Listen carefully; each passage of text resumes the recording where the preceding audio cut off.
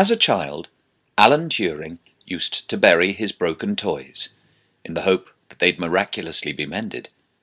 But on digging up a precious train, he was upset to find wheels were missing, and his little bear still eyeless.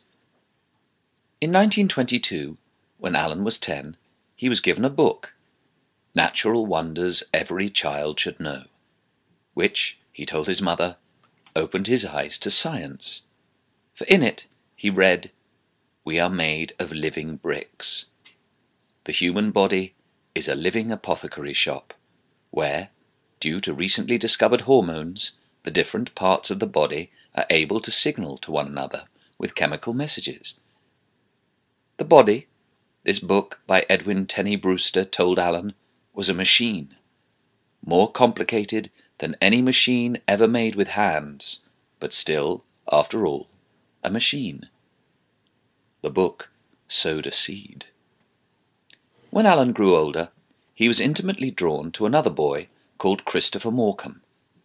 Alan and Chris would sit next to each other in class, and both were passionate mathematicians. When Alan told the maths master he'd found the infinite series for the inverse tangent function, his teacher, a Mr. Randolph, pronounced Turing to be a genius, while Alan credited Chris as his muse. Two shy schoolboys at Sherborne in Dorset fell in love for the very first time, with a virginal passion like a bomb in the head, transforming the fibre of their being. Alan confessed he worshipped the ground Chris trod on, and that Chris made everyone else seem so ordinary.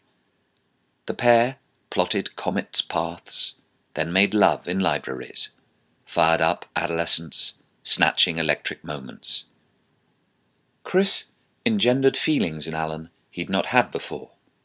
Their minds met, then their bodies, then suddenly, amid their fevered ecstasy, Chris died of tuberculosis at the age of 18. Alan thought he'd died too. "I shall miss his face so," Alan wrote to Christopher's mother, "and the way he used to smile at me sideways." And he told his own mother, "I feel sure I shall meet Morcom, and there'll be some work for us to do together." Unable to let go of Chris, or to put his life back together, Alan found a way of dealing with his grief. He determined to translate everything he knew of Chris into complex scientific constructions. By his setting down Chris Morcom's likes and dislikes, mapping his character with mathematical precision, and by his customizing a series of algorithmic quanta, why couldn't this reunite him with his idol Chris? When he saw Bernard Shaw's play, Back to Methuselah, in which the playwright prophesied that there'd be no difference between automata and living organisms, it reinforced Alan's desire to immortalize Chris. The death of Turing's first love would lead to an obsession with consciousness, and then with the question as to whether an ideal machine could have a soul. Devising ways of resurrecting Chris became a passion. Chris's mother would write in her diary, after a visit from Turing's mother, that Alan now believed that Chris was still working with him and helping him. Alan meant he was trying to encode his lover. On visiting Chris's home, the clock house in Bromsgrove, he'd sleep in Chris's old sleeping bag. Convinced Chris was with him in it, he'd then wonder if the atoms of his friend's brain could be excited by a non-material spirit, like a wireless set resonating to a signal from an unseen world. And could he recreate a brain that was Chris? He'd say, "Matter is meaningless in the absence of spirit." By building a mathematical periscope to try and peer into Chris's absence, his incorporeality, he believed he could create an artificial intelligence, and thus recreate Chris as an electric effigy. Alan was destroyed. His great love was gone, leaving a huge hole in his mind. But he nursed the thought of some special way to contrive the consciousness of his friend, and he was convinced he was able to achieve this, not by visiting spiritual charlatans for them to fabricate Chris's life in the afterlife, but by using his and Chris's chosen medium. Should Alan Turing fail, life wouldn't be worth living, and on seeing Snow White and the Seven Dwarfs, Alan would sometimes ponder on Disney's Wicked Witch, lowering an apple into a cauldron of poison. "Dip the apple in the brew," Alan would sing. "Let the sleeping death seep through." And in moments of crisis, he'd fall back on this rhyme, as if casting some dark spell upon himself. Alan went to Cambridge alone, but determined to pursue the heroic science of mathematics, which he believed could reduce chaos to order, and he fielded his idea of an electric brain, something that could solve any problem that was statable, and which, through on and off impulses in its circuits, could depict anything present in the human nervous system, enabling him to render human consciousness computable. Though Alan was an idealist who'd joined anti-war groups in the hope that war wouldn't break out, and who'd raised money for striking munitions workers, when the war began, Alan joined up. Now, become a maths don, he was hired by Bletchley Park, where British intelligence was desperately trying to crack the naval codes of the Nazis' Enigma machine, and thus save Allied shipping from U-boat attack. Thanks to a mechanical breakthrough by Alan Turing, Enigma's secrets were painstakingly exposed. Threats from the German submarine fleet were diffused as the Allied navies got to know its every move. After Turing's ingenuity was credited by Winston Churchill for winning the war in the North Atlantic, Turing moved on to envisage mechanizing thought itself by concentrating on a machine that could learn. At Manchester University, he'd pioneer computing science through the universal Turing machine, with which he aimed to store all the information in the world, retrieving it from miles and miles of paper tape. Turing would pave the way for machines that played chess through his work on computable numbers, creating one to win at chess each time, the Turo champ, but most he hoped for one to store consciousness. Then, when he'd created the field of artificial intelligence and the basis for the art of programming, his machine enabled large-scale pulse technology to turn thoughts into mechanical processes. This vision that he'd had in 1936 of a machine language for his universal computing machine enabled the creation of the first electronic computer, the Colossus, whose workings led to the PC. When he was a boy, Turing had designed a typewriter, which was a machine that manipulated symbols. Now he foresaw something with its own conscious will, guided throughout by Chris Morcom, his muse. When Alan was drunk, he'd see Chris, glimpse him in a fleeting face, hoping to relive his past. He'd latch onto rent boys who'd trigger a memory, then he'd call Chris's name out as he climaxed. Alan was caught, arrested, charged, and sentenced to be forcibly injected with estrogen, to reduce his libido, then summarily dismissed from Manchester's research group. Under British law, an offence of gross indecency was considered a felony, and to avoid prison, he'd agreed to virtual castration by hormone injection. Thus, the country he'd saved would kill him.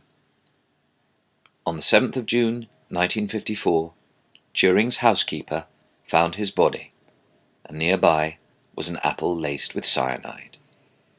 The father of the modern computer had taken a single bite, then the poisoned fruit rolled to the floor. Have a bite? It's not for you. It's for Snow White. In A Midsummer Night's Dream, the sprightly Puck encircles the earth in 40 minutes. Now the dead man's digital progeny surpasses with ease Puck's feet, each fraction of a second. Likewise Blake would imagine he saw infinity on contemplating a grain of sand, while chance has it that through slivers of silicon, Turing's infinite mind can set sail. His infinite megabrain with computable consciousness was created by someone in a wistful dream. It's a machine with two ghosts in, one called Alan Turing and another one called Christopher Morcom. Moreover, Alan believed that his thinking machine would also be able to feel. Thus, HAL, the sad computer in the film 2001, was his brainchild, his celluloid heir. For Alan had once proposed that a test of an intelligent machine might be whether or not it was influenced by sex appeal, hazarding the conjecture there'd be no artificial intelligence without computers having sex drives as well as hard drives. And when Arthur C. Clarke, 2001's science fiction author, revealed that HAL was modelled on Alan Turing, Clarke was soon asked if the feline-voiced HAL was gay, but he discreetly replied that he'd never asked him. Not only HAL, but Silicon Valley, and indeed the whole IT world, would grow out of the fumblings of two schoolboys. For Chris and Alan's exchanging a kiss would change everything, while other boys played football, oblivious. On looking for a logo for a computer company in the US, a bright PR spark would propose an apple. For while signalling innocence, plus Newton and the Beatles, what'd give it extra gravitas would be Turing.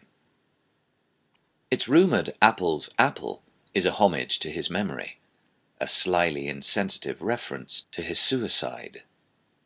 If not a macabre joke shared by the geeks at Apple in California to whom it's part of their history.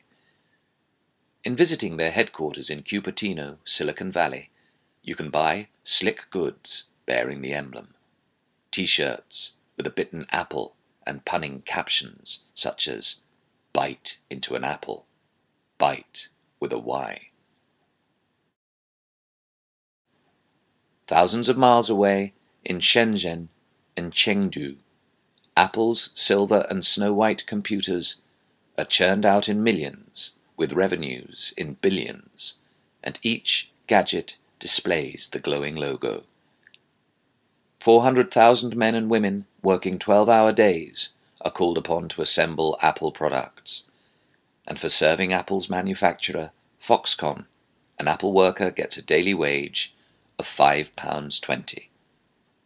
Ironically forbidden to speak while they assemble devices designed to facilitate communication, Apple workers have anti-suicide nets outside their windows, owing to a virus infecting their industrial relations. In May 2010, 7 Chinese workers producing Apple iPads formed a cluster of suicides among Apple's workforce, made to pay for food and lodging from a paltry 65p an hour. A note said, "We are treated inhumanely, like machines."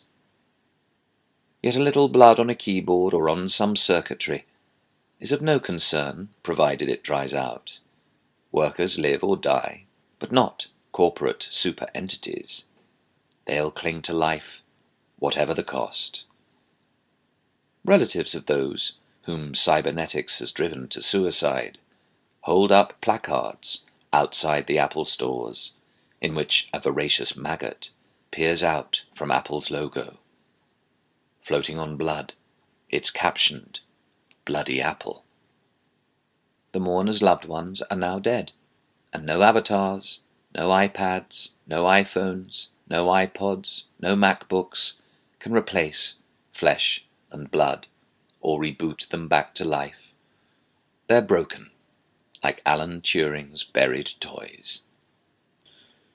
In June 2011, a 17-year-old student called Zheng in the eastern Anhui province sold his kidney to buy an iPad and got 22,000 yuan, or $3,393 and a long red scar. After the operation was performed at Shenzhou Hospital, Zheng then developed serious health problems. Though now cybernetic consumerism links man to machine, he may draw comfort from being a true cyborg. Machines mimic thought, but not conscience. Computers depend on coltan for memory, a blood mineral mined in the Congo by child labourers, who die for a machine invented to deal with grief. The apple in the Garden of Eden was a forbidden fruit, and, in that Bronze Age fable, a disembodied voice told man that by acquiring knowledge he'd forfeit Eden, an illusory Eden, equally elusive as techno-paradise.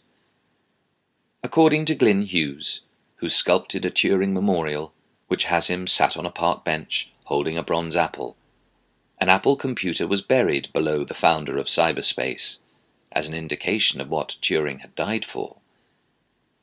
On a visit to this statue in Sackville Park, Manchester, to see the man whom Andrew Hodges describes as a non-violent Nelson saving democracy from fascism, Alan Turing's park was quiet, and he was seated alone. There was no one there save an exuberant sheepdog racing around the stationary figure. It had stopped to look up at Turing's statue expectantly, as if believing he could throw it a stick. Worldwide, Alan Turing is undervalued or forgotten compared with the Apple Corporation, the world's largest technology company making billions by turning people into its supercult's consumers.